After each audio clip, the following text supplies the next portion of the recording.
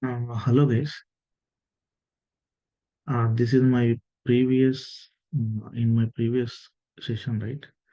So this is our test case, right? So we are checking each element is visible, right? So here, mm, okay. Now the test case is passing. See, this is my just now I had created this test case. So element is visible. So what I'm doing, right? So with this is visible method, I'm trying to get this element is visible or not. What is this? This element, forget your password element is visible or not. I'm trying to get it. Okay. If it is visible, true, then element is visible. If is visible is false, then element is not visible, but the test case will not fail. The test case will not fail. So just I'm printing the console log. So here, see, suppose now I'm running again this test case. See, now,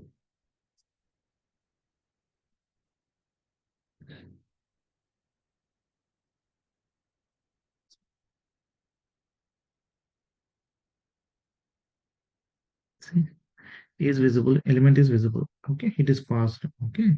Suppose now I'm using the wait for time of 2 seconds. If I comment it, just check.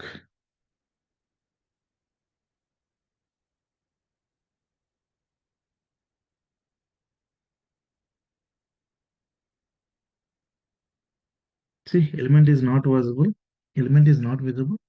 Still, it is passing. Why it is passing?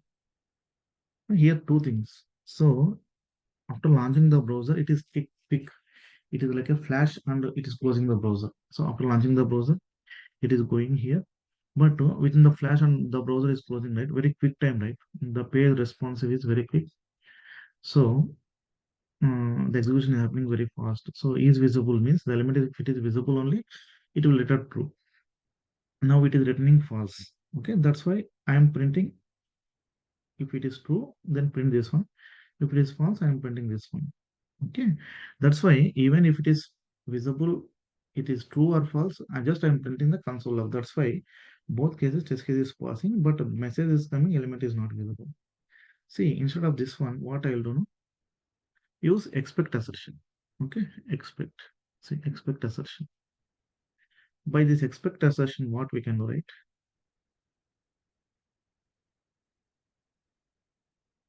So I'm taking out this if condition. Just use expect is visible, not to be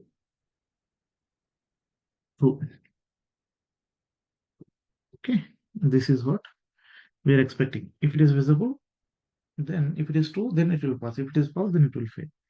Now I'll execute the same test. See, so the execution is very quick. See, browser is launching and closing. See, now see, expect received to be expected object is equality. Expected is true. I'm expecting true, but received is false. Okay, that is what it is throwing error. Okay, it is failing. The test case is failing.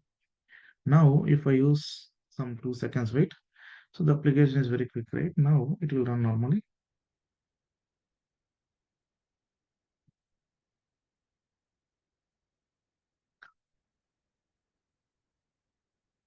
Test case will pass.